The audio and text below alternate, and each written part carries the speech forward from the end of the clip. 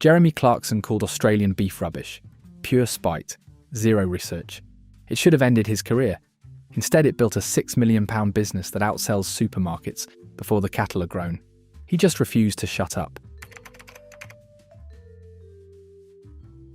To understand the beef business, you first need to understand that Clarkson never actually wanted cattle. The original plan for diddly squat was arable. Wheat, barley, rapeseed, crops that grow quietly in a field and don't require you to know anything about veterinary science. Clarkson added sheep in Series 1, largely because a neighbour suggested it and the fields needed grazing. Sheep, in Clarkson's telling, were manageable. Sheep did not require much beyond fencing and a certain tolerance for being outwitted by an animal with a brain the size of a walnut. Cattle were different. Cattle were a decision. And the decision arrived, as so many of Clarkson's decisions do, out of irritation. In late 2021, the UK signed a free trade agreement with Australia. Tariffs on Australian beef were being phased out. To British farmers already squeezed by dwindling subsidies and rising costs, this looked like the government inviting cheaper, mass-produced meat to undercut them in their own supermarkets. Clarkson, who had spent a year discovering exactly how thin the margins already were on a British farm, took this personally. His logic, delivered with the particular confidence of a man who has just learned enough to be dangerous, went something like this. If cheap imported beef was coming, the only way to survive as a British farmer was to stop competing with it entirely. Don't try to sell the same product cheaper. Sell something the supermarket shelf couldn't touch. Grass-fed, locally reared, traceable. Back to a single field in Oxfordshire, served in a restaurant with his own name attached to it. So the plan formed. Buy cattle. Rear them properly. Open a restaurant that would serve nothing but produce grown or reared on the farm. Beef that had never seen the inside of a container ship. It was, on paper, a coherent business strategy. In practice, it meant Jeremy Clarkson, a man who had owned the farm for over a decade without personally touching a cow, was about to become a cattle farmer with no idea what that actually involved. He found out quickly. Buying the herd meant a trip to a proper cattle breeder. His long-suffering land agent, standing beside him doing the maths Clarkson refused to do himself. Clarkson, being Clarkson, compared the cost of a decent cow to the cost of a decent second-hand car, which tells you a great deal about how he was still processing the purchase of actual, breathing livestock. By his own admission, on camera, the first year of cattle ownership was carnage. "It's been a year of total disasters on the cow front," he said. "Absolute disasters, because I didn't know anything. I shouldn't have had cows. It was a mad thing to have got." That admission alone should tell you something important about what makes this whole enterprise work. Clarkson doesn't pretend competence he doesn't have. He never has. And it's precisely that honesty, the willingness to say on camera that he made a mad decision, that turned a niche farming diversification into something the entire country ended up watching. Here's where the story stops being about ego and starts being, unexpectedly, about genuine agricultural craft. When it came to choosing which breed of cattle to actually buy, Clarkson had two broad options, and this is a decision every beef farmer in Britain has wrestled with for the last 50 years.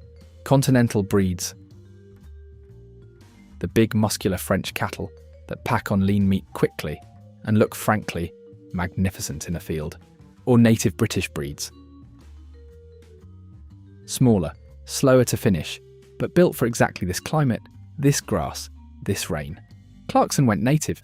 He chose the beef shorthorn. The reasoning, once you strip away the Top Gear-style comparisons to Alfa Romeos, is actually sound. Continental breeds were bred for the drier, more consistent climates of mainland Europe and often need cereals and supplementary feed to finish properly, to put on the fat that gives beef its flavour. British native breeds, by contrast, finish beautifully on grass alone, because that is precisely the diet nature designed them for. No feedlots, no imported soya, just a field, rain and time. And there's a flavour dividend that comes with that choice. For decades, the food industry pushed lean beef as the healthy option, and continental breeds, being leaner and more muscular, suited that trend perfectly. But tastes have shifted. What people actually want now, what chefs want, what restaurants charge a premium for, is marbling. Fat running through the meat in fine threads, the thing that makes a steak taste like a steak rather than a very expensive piece of shoe leather. And native breeds, the shorthorn among them, produce exactly that kind of marbling, naturally, on nothing more exotic than English rain and English grass. So when Clarkson stood in that field and declared Australian beef rubbish, he wasn't just being provocative for the cameras. He was, in his own blunt way, making an argument that British beef farmers had been making quietly for years, that grass-fed, native-breed, slowly finished beef is a genuinely different product to mass-produced, cereal-fed imports. He just happened to say it to several million people at once, with none of the diplomatic softening a farming journalist might have used. Not every cow on the farm was destined for the plate, mind you. A beef shorthorn who, despite repeated attempts, has never managed to fall pregnant. By any strict commercial logic, an infertile cow on a working farm is a cow that isn't earning her keep. Clarkson kept her anyway. She lives out her days as essentially a very expensive pet with 4 legs and a name. It's a small detail, but it tells you something about the difference between running a farm as a spreadsheet and running one as a home. Clarkson, for all his bluster about margins and subsidies, has consistently chosen the second option when it actually mattered. If segment 1 was about ambition and segment 2 was about craft, this segment is about the part of farming that television rarely shows honestly, and Clarkson, to his enormous credit, refused to look away from it. Bovine tuberculosis is the quiet catastrophe of British livestock farming. It spreads, at least in part, and it has been devastating cattle herds across the West Country and the Cotswolds for years. When it hits a farm, the consequences are brutal and immediate. Infected animals must be slaughtered. Movement restrictions are imposed. A farmer can watch years of careful breeding wiped out in a single testing visit from the vet. Diddley Squat was not spared. The farm's dairy supplier, Emma Ledbury, lost half her herd to bovine TB, and the outbreak reached into Clarkson's own cattle operation too, adding financial pressure and emotional weight to a business that was already fighting for survival on thin margins. The badger question made this even more complicated for the cameras. Badgers are, to most of the British public, cuddly woodland creatures beloved from childhood picture books. To farmers, they are frequently the vector for a disease that can end a herd. Clarkson himself acknowledged how delicate this was to film. That was one of the most difficult areas to cover, he said, because the badger is much loved by most people in the country. In fact, the only people who absolutely hate badgers are farmers and people who work in the countryside. He knew that softening it, turning it into a segment about, would have been dishonest and would have cost him the one audience whose respect actually mattered to him, the farmers themselves. That's the choice that runs through the entire beef story. Clarkson could have made a show about happy cows in green fields and left it there. Instead, viewers watched disease outbreaks, financial losses, and the genuine anxiety of a man realising that livestock farming carries risks no amount of money or fame can insulate you from. A cow doesn't care how many series of Top Gear you presented. TB doesn't negotiate. And that honesty is, in a strange way, exactly what built trust in the beef itself. When Clarkson finally started selling that meat, customers weren't just buying a steak with a celebrity's name on the label, they were buying meat from a farm whose failures they had already watched in detail for hours of television. There is no marketing budget on earth that can manufacture that kind of credibility. You either earn it, on camera, warts and all, or you don't have it. Now we get to the part where the grudge against Australian beef actually turns into a functioning commercial operation. And it is, when you look closely, rather elegant. Most British beef farmers sell their cattle at market, to a processor, who sells to a distributor, who sells to a supermarket, who sells to you. At every stage of that chain, a margin gets taken, and the farmer, the person who actually did the work of growing the animal for 2 years, through rain and TB scares and feed bills that never stop climbing, ends up with the smallest slice of the final retail price. It's an arrangement that has quietly bankrupted small farms across this country for a generation, and it's the exact arrangement Clarkson spent his first year of ownership complaining about, loudly, to anyone who'd film him. Clarkson's model cuts almost every one of those stages out. The cattle are reared on the farm on grass that's never seen a chemical fertiliser lorry more often than absolutely necessary. They're processed, and then they're sold directly to the customer through 2 channels Clarkson built specifically to avoid ever handing his beef over to a supermarket buyer who'd squeeze the price down to nothing.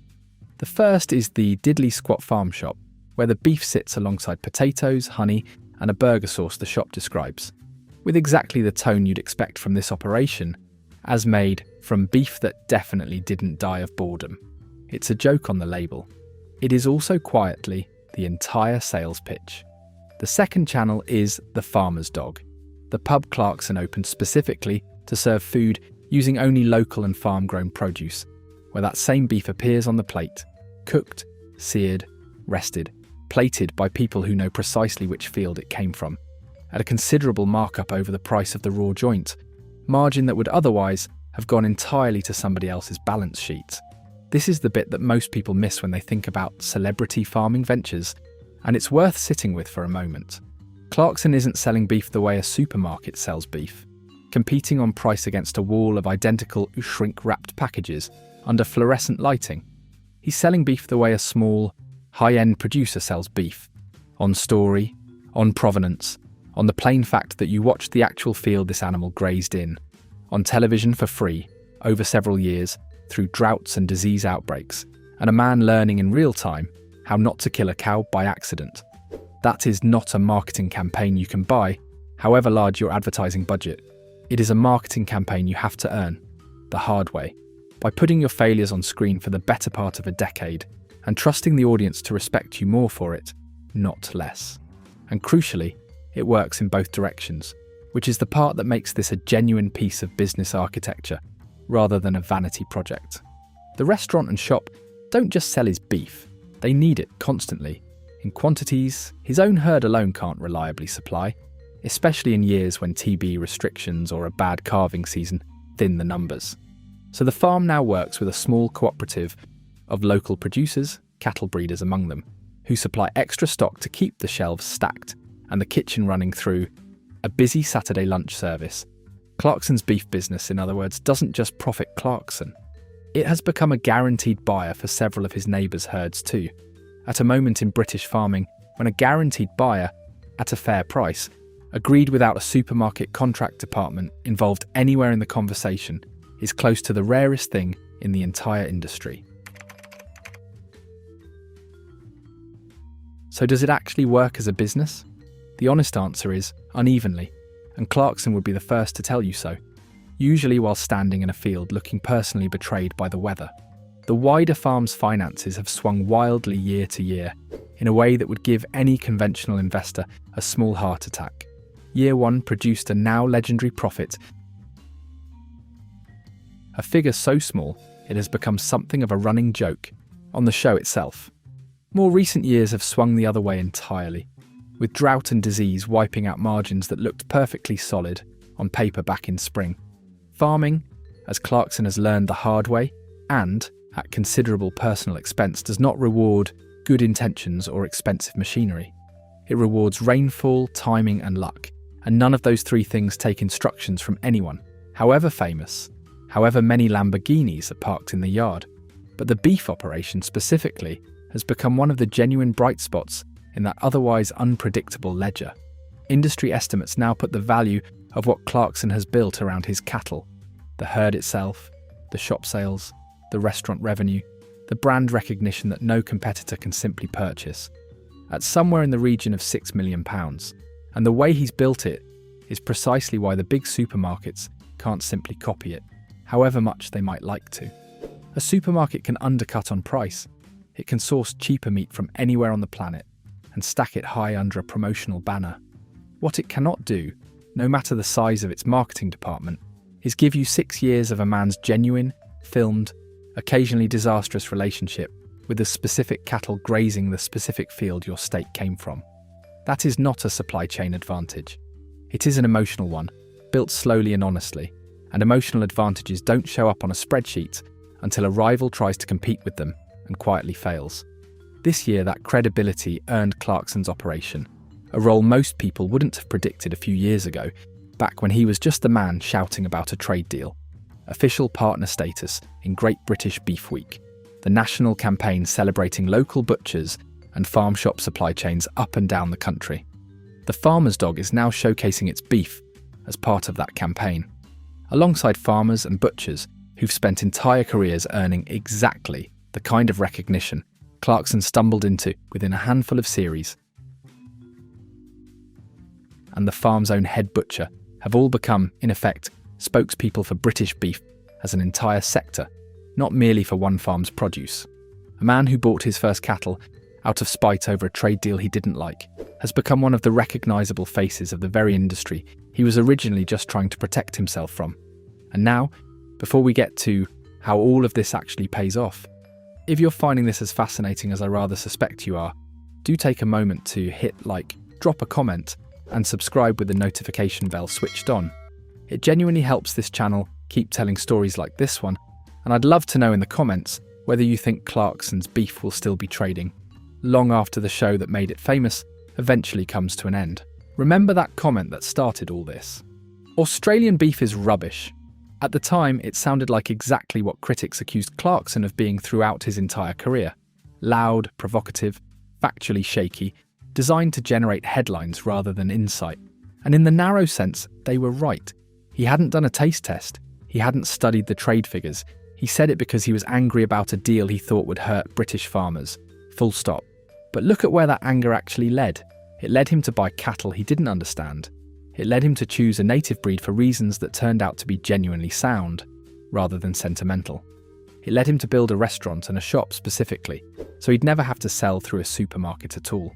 It led him to film disease outbreaks and financial disasters rather than hide them, which is precisely what gave the eventual product its credibility. And it led eventually to a £6 million beef operation that the supermarkets he was originally shouting at cannot replicate because they cannot manufacture the one thing that actually sold the meat. Years of honest, unglamorous, occasionally heartbreaking television.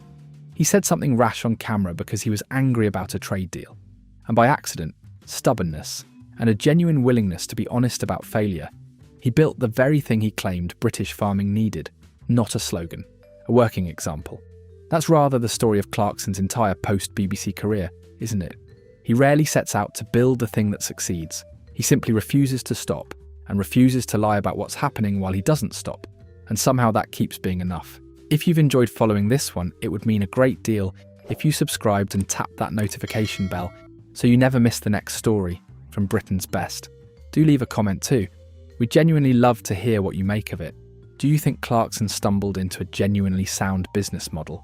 Or did he just get remarkably lucky with the timing? We read every single comment, and some of the best conversations on this channel happen right there, underneath the video. If you enjoyed this, the video on your screen now tells another side of the empire he's quietly built at Diddley Squat, and we think you'll find it every bit as compelling. Thank you, as ever, for watching.